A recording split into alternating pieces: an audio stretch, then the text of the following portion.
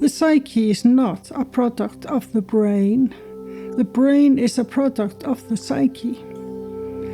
Carl Jung wrote these words not as a provocation, but as a conclusion. 40 years of clinical work, dream analysis, and mythological research had led him somewhere most of his contemporaries refused to follow. What he found at the deepest layer of the human mind, he described as autonomous, alive, and in his private correspondence, borderline terrifying. Most people who encounter Jung's work today reduce that discovery to a single comfortable idea, that we share a library of symbols, archetypes, myths, patterns. That is not what he found. What he actually found was far stranger and far more personal than anyone who cites him would like you to believe. Before we dive in, if this kind of content resonates with you, come find me at luminaryflow.com. There's a free gift waiting for you. You'll find the link in the top comment below. Now let's get back into it. Here is what you probably heard. The collective unconscious is a layer of the mind beneath personal memory, a shared psychological basement common to all humans, stocked with universal symbols. The hero, the shadow, the great mother, the trickster. These patterns, Jung supposedly argued, are inherited templates, evolutionary residue, the psychic equivalent of bone structure. This version is clean, teachable, and almost entirely wrong. Not because the symbols don't exist, they do, but because the metaphor smuggles in an assumption that Jung spent the second half of his life actively dismantling. The assumption is this, that you are the container and the collective unconscious is the content. That you are the one who has archetypes, the way you have memories or habits or opinions. That the collective unconscious is something the psyche contains, controls, and can access at will. Jung's own clinical records tell a very different story. In his private correspondence with Wolfgang Pauli, the Nobel Prize-winning physicist, Jung did not describe archetypes as symbols. He described them as psychoid, a term he coined specifically because psychological was no longer adequate. The archetypes, he argued, exist at the boundary where psyche and matter cease to be distinguishable. They do not symbolize reality, they are reality. He was careful with this, precise. He separated the archetypal image, the symbol that appears in dreams and myths, from the archetype itself. The archetype, he wrote, is irrepresentable, unknowable directly. You do not observe it. It observes through you. This is not a metaphor for a shared library of symbols. That is a claim about the very nature of reality. And here is the question that the tidy, popular version of Jung never asks. If the collective unconscious is merely a psychological structure, something you inherited like instinct, then why did Jung describe an encounter with it as an invasion? Why did he insist repeatedly that the ego does not use the collective unconscious? That the far more common event is the reverse, that it uses the ego. A library does not use its reader. Whatever this is, it does. To understand what Jung actually found, you have to go back to the sources he read obsessively, the ones his academic colleagues quietly regarded as an embarrassment. The Neoplatonists, the Gnostic texts, the Hermetic philosophers, the medieval alchemists. Jung was not doing what his interpreters later claimed, borrowing ancient metaphors to make psychology poetic. He was doing something far more precise. He was identifying a structure that these traditions had described independently, across centuries in different vocabularies, and arriving at the same conclusion about what it was. Begin with Plato, specifically the Plato of Timaeus, the one most people never encounter, the one who described the cosmos as a living creature, ensouled and intelligent, whose visible form is the expression of an invisible ordering principle he called the world soul, the anima mundi. Imagine a field of intelligence that precedes individual minds the way an ocean precedes individual waves. The wave is real, the motion is real, but the wave does not create itself, the ocean does. This is the anima mundi, not a metaphor for collective feeling, a claim about what is actually real. The individual psyche is not the origin of thought. It is the place where a large intelligence briefly becomes visible. Plotinus, who systematized Plato 3 centuries later, was even more precise. He described the nous, the divine intellect, as a realm of pure archetypes. Not symbols pointing to things, but the living templates from which things take their shape. Not ideas that someone was thinking. Permanent, self-existing structures. The forms were not in the mind was in the forms. Jung read Plotinus carefully. The influence is not incidental. Now move forward to the Gnostics. The Nag Hammadi texts, discovered in 1945, the same year Jung acquired one of the original codices, describe the pleroma, the fullness, a living field of divine intelligence from which individual pneumatic sparks have become separated, caught in the density of matter, dreaming they are autonomous.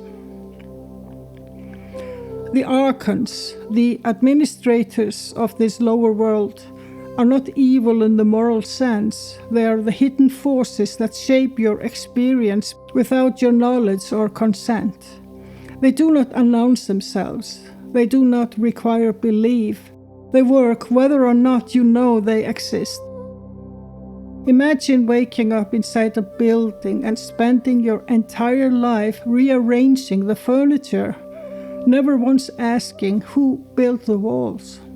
That is the Gnostic diagnosis, and it maps with disturbing precision onto what Jung called the autonomous complex, the part of your psyche that operates on its own, that has its own feelings, its own logic, its own agenda.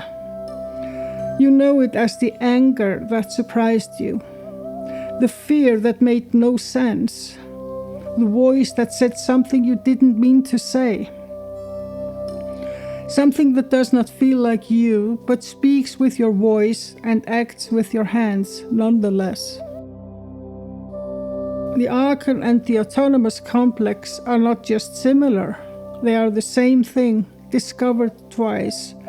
Once by ancient mystics, once by a Swiss psychiatrist with a very unusual library. Blavatsky names this structure differently. In The Secret Doctrines, he describes the akashic field not as a metaphysical backdrop, but as the primary medium of existence, a living substratum that records every event, every thought, every form. The source from which every individual consciousness emerges and to which it returns. The individual is not separate from this field.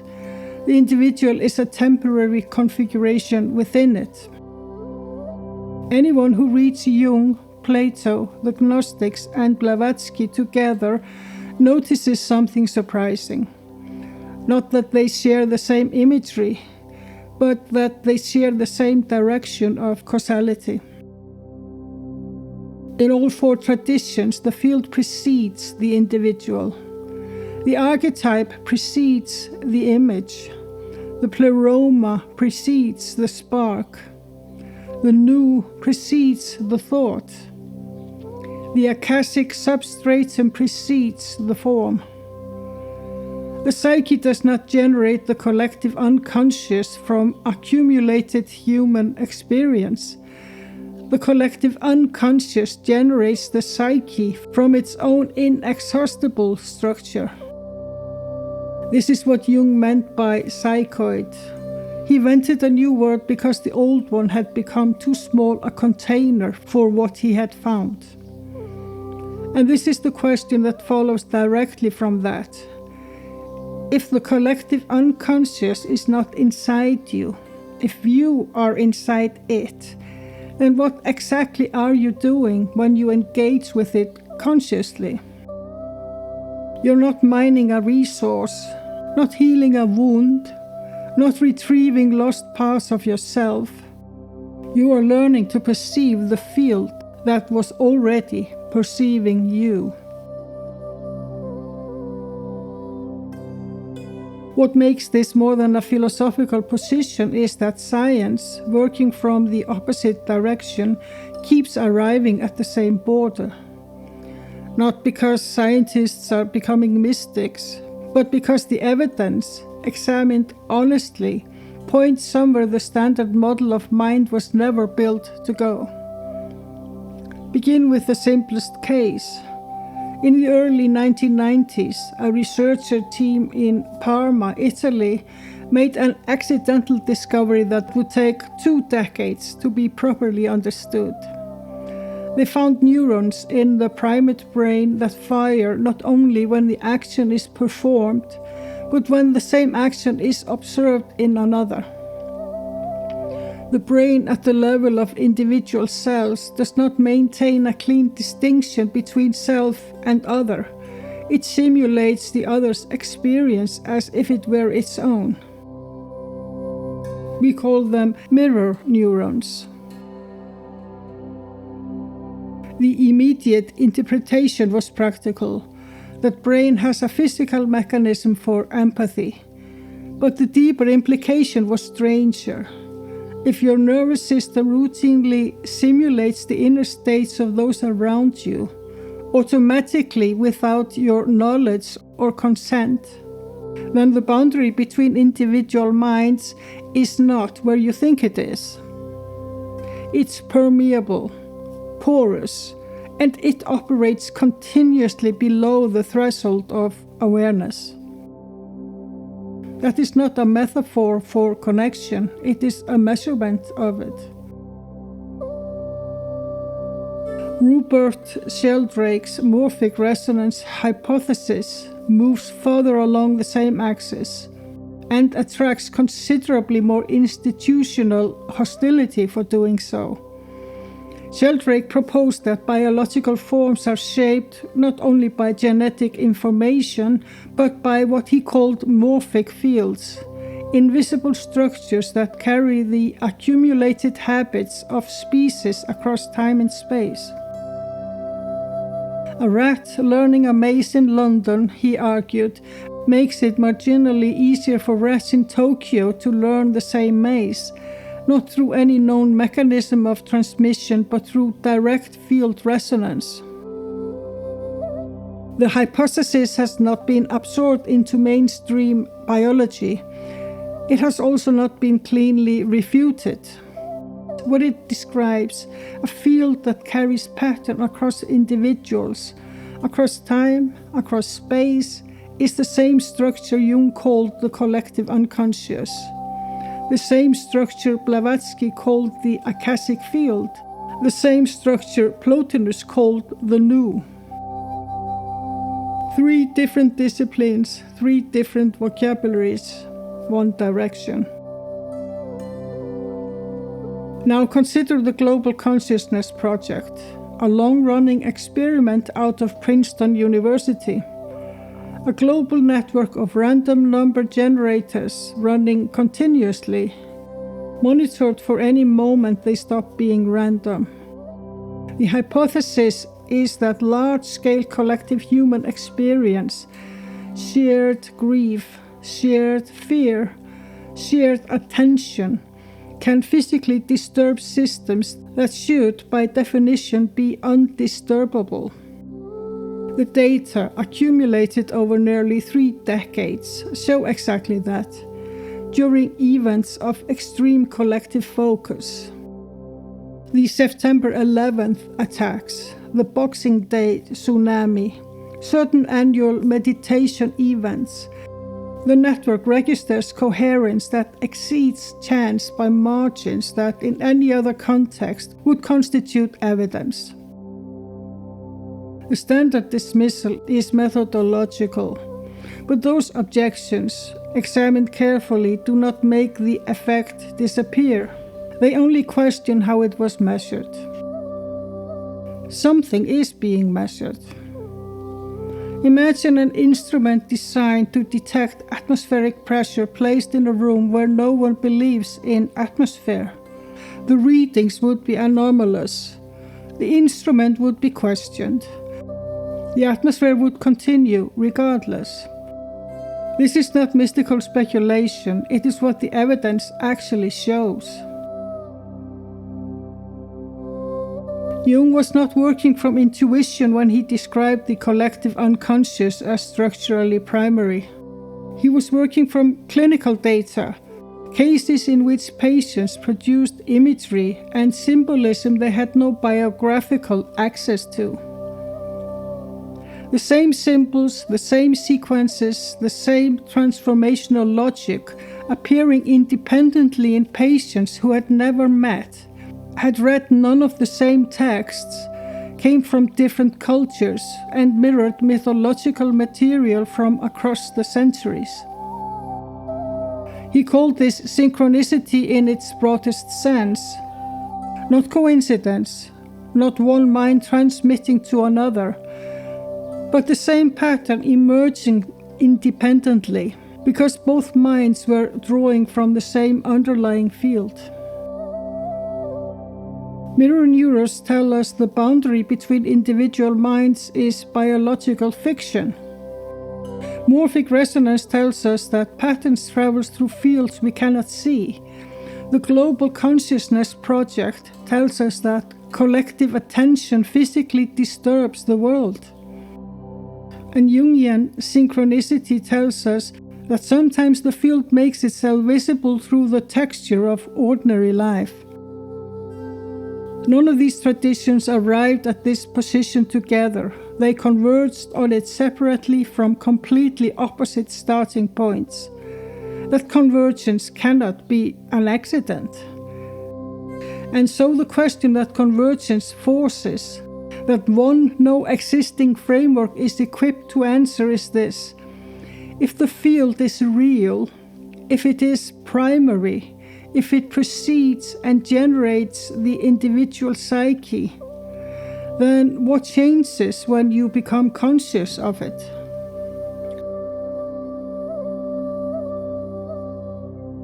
Here is where almost every serious engagement with Jung ends up. You will find it in the therapeutic literature, in the popular psychology books, in the shadow work courses and the integration retreats and the guided inner child sessions.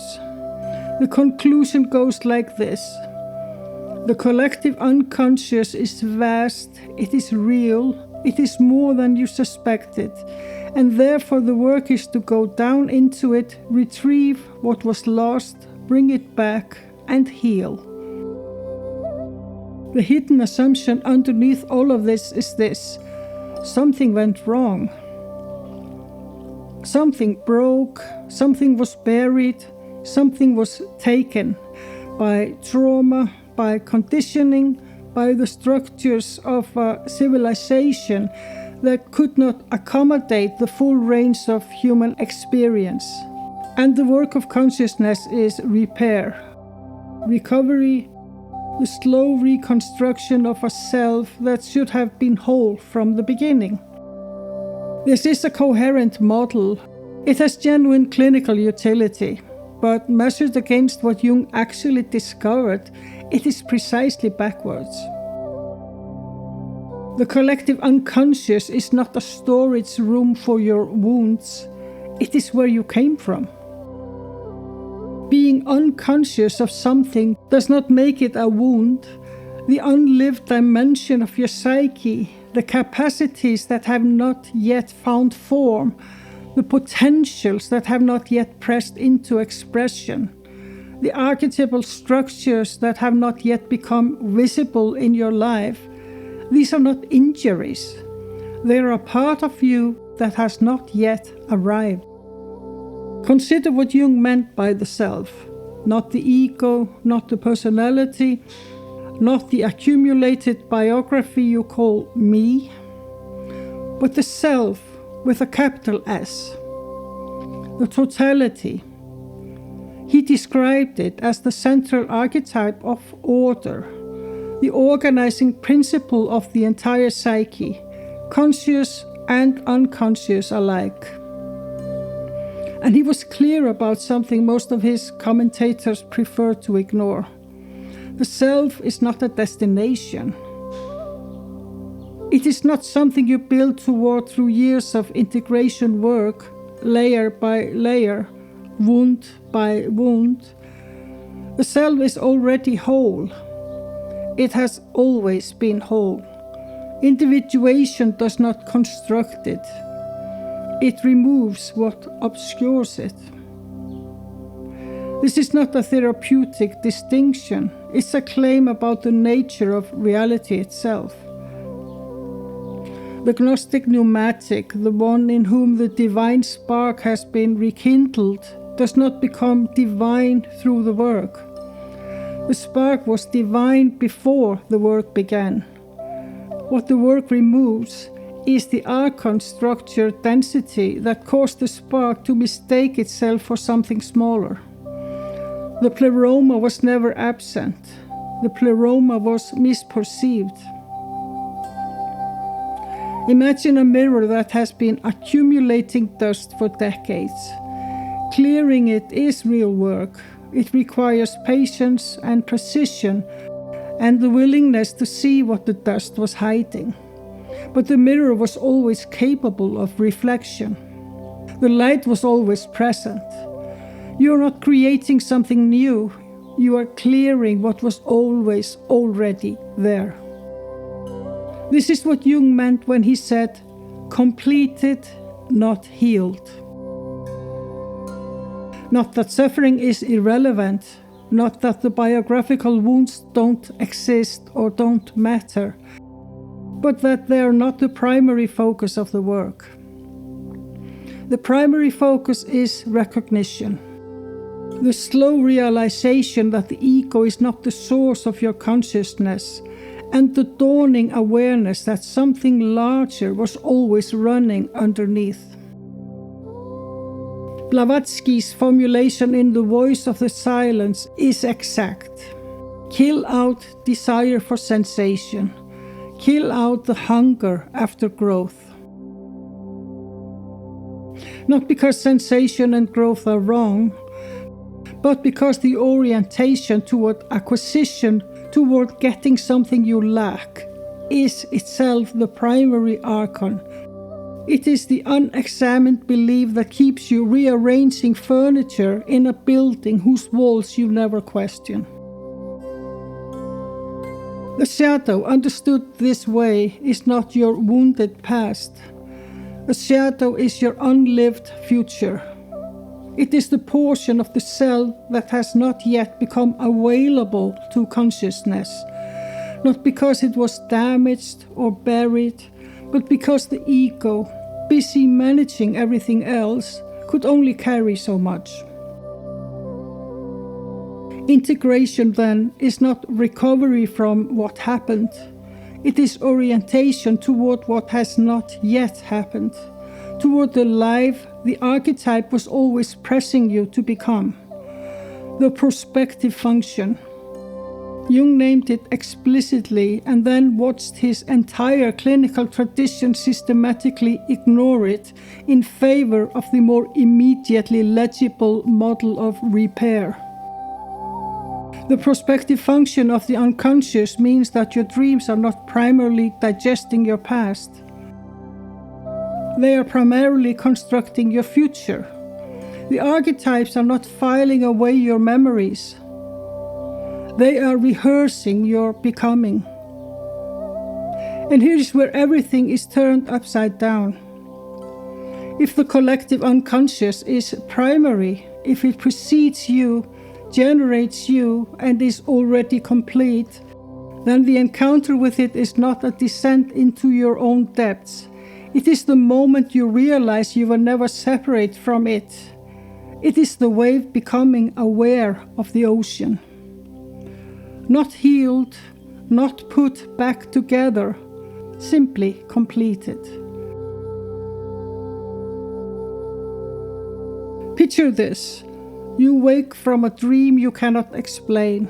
It arrived with the quality of a communication, structured, directed as through something had waited for the silence of sleep to reach you. You explain it away, move on, but the feeling doesn't fully dissolve. That residue, the part your logical mind can't account for, is exactly what we are moving toward. Because if the collective unconscious is not a storage room for your memories, if it is a living field that precedes you, generates you, and is already structured with an intelligence that does not belong to your personal life, then that dream was not produced by you. It moved through you. And that is not a small difference. It is the entire difference between a psychology and a cosmology. The ego will resist this at precisely the moment it becomes real. Not when it is a concept. Concepts can be managed, shelved, discussed without consequence. The resistance comes when you are actually inside one of those experiences, and the ego immediately looks for a smaller explanation. Coincidence, imagination, just my mind playing tricks. What this cosmological work asks is that you stay with that experience long enough to allow the larger explanation to remain what it is. Stay with it without claiming it for yourself, without turning it into your personal story. Just long enough to recognize that something larger is using your consciousness to become aware of itself. Plotinus called this the eye that sees without becoming what it sees. Jung named it the transcendent function, the capacity to hold the tension between ego and archetype without collapsing it in either direction. Blavatsky called it buddhi, not a faculty you develop, but a faculty you uncover when the structures occluding it have been sufficiently removed. 3 traditions, 1 orientation. You have already had moments where you noticed it, when something moved through you that your personal life could not explain, and you recognized it for what it was, but had no words for it. That knowing is not yours. It is the field recognizing itself through you. And this, right now, may be the first time you're conscious of it doing so. Jung spent the last decades of his life not writing about the collective unconscious as a theory. He was writing about it as a territory he was still inside, still mapping, still being mapped by. Because what you have encountered here is not a method, not some step in a process. It is a recognition that has always been available, and one that the ordinary mind in its default state is too narrow to perceive. The pneumatic spark, the Gnostic said, does not acquire its nature from the pleroma, it remembers it. The return is not a journey towards something foreign. It's the recognition of something very familiar you never actually left. The collective unconscious is not waiting for anyone to heal. It is waiting to be recognized, to be seen for what it always was, not a depth to be excavated, but the ground everything is already standing on. That is the difference between therapy and cosmology. Therapy means you return to yourself.